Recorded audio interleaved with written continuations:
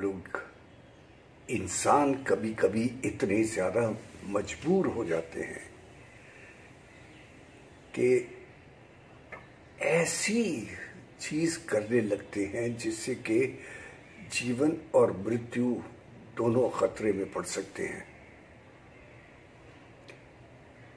मतलब हमें समझ नहीं आता, दिमाग चलना बंद हो जाता है, समझ नहीं आता हम क्या करें क्या नहीं करें।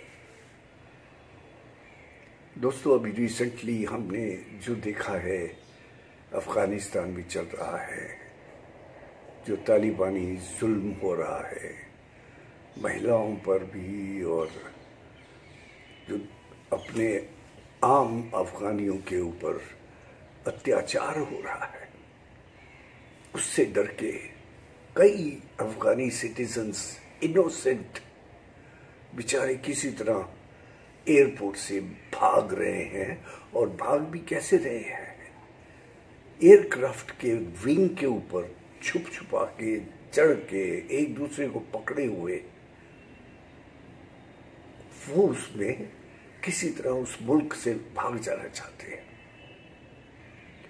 और उसके बाद हमने न्यूज़ में ये भी देखा कि ऊपर से प्लेन से कैसे बॉडीज गिर रही हैं।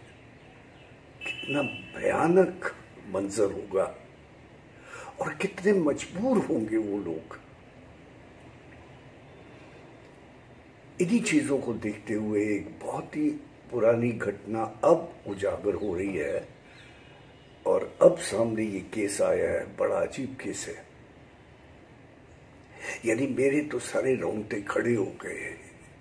आप भी इसे सुनेंगे तो आप सोचेंगे कि ये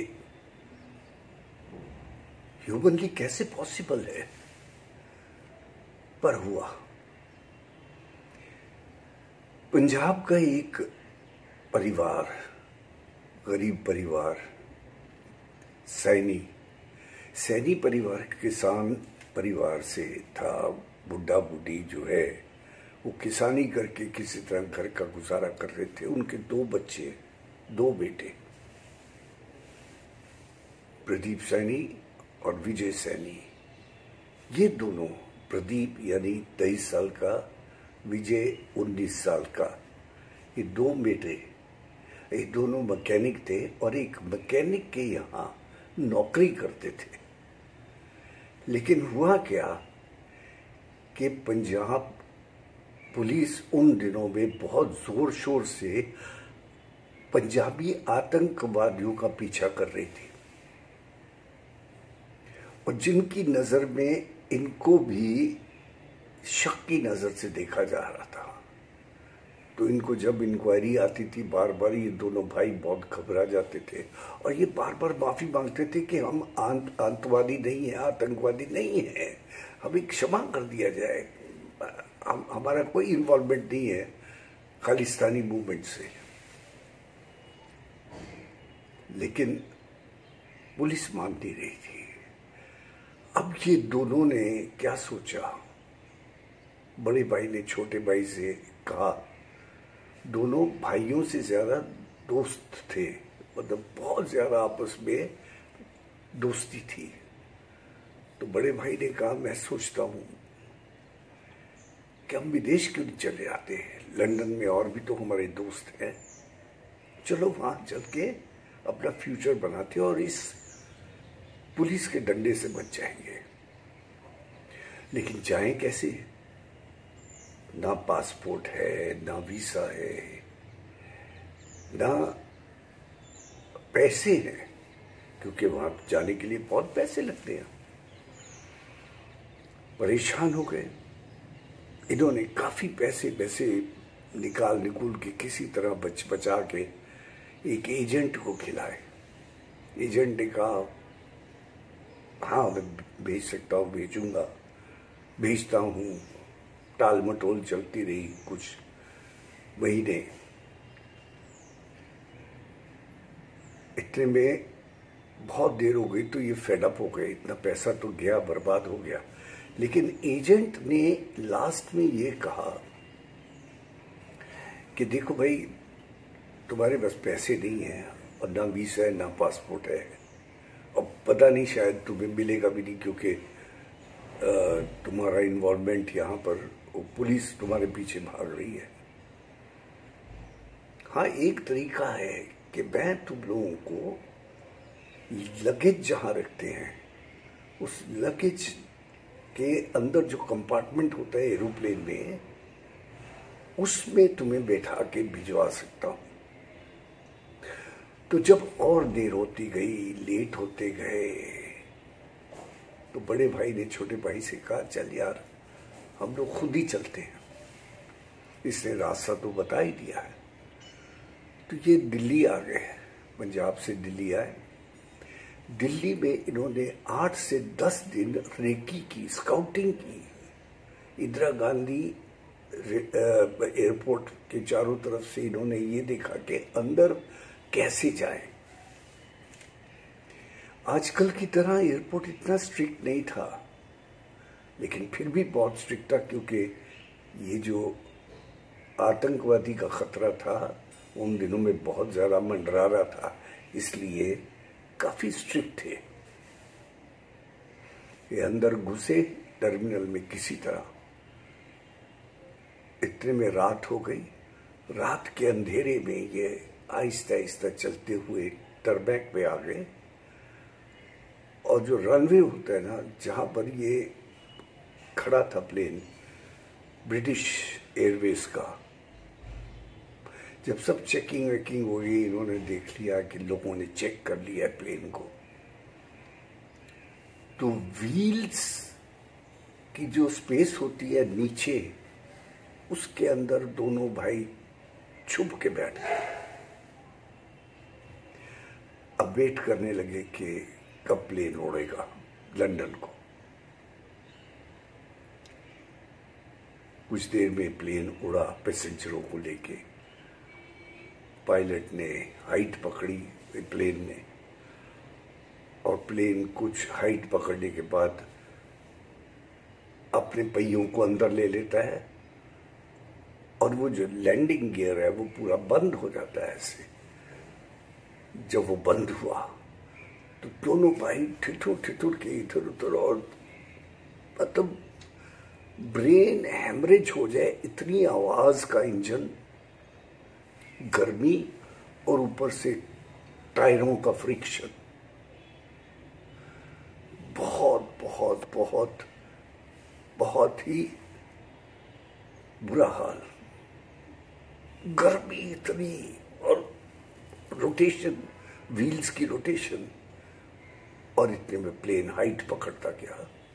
जब हाइट पकड़ा तो ये कितना चला गया ऊपर, 40 से 50 हजार फुट ऊपर, माउंट एवरेस्ट से भी 10-20 हजार फीट ऊपर। और उस वक्त 60 डिग्री माइनस टेम्परेचर हो गया। 40,000 फीट की हाइट आकाश में, और बिलो फ्रीजिंग पॉइंट, बिलो भी नहीं, 60 डिग्रीज नीचे। आप स्वयं सोचिए, कोई सरवाइव कर सकता है? बहुत मुश्किल है। अब इतनी ठंड हो गई, इतना नॉइज हो गया, इतनी ठंड, फ्रीजिंग, कि दोनों भाइयों का पता ही नहीं लगा। ना तो संपर्क रहा एक दूसरे से, ना होश रही, पता ही नहीं लगा क्या हुआ। खैर 10 घंटे के बाद जब हीथ्रो एयरपोर्ट के पास पहुंचा एयरक्राफ्ट, तो उसका जब लैंडिंग गियर खोला गया, पायलट ने खोला, तो नीचे एक बंगले वाले ने क्या महसूस किया कि कोई ठप करके चीज गिरी है उसके बंगले के अहाते पे, और जो सीमेंट की जगह थी उसमें गड्ढा हो गया है।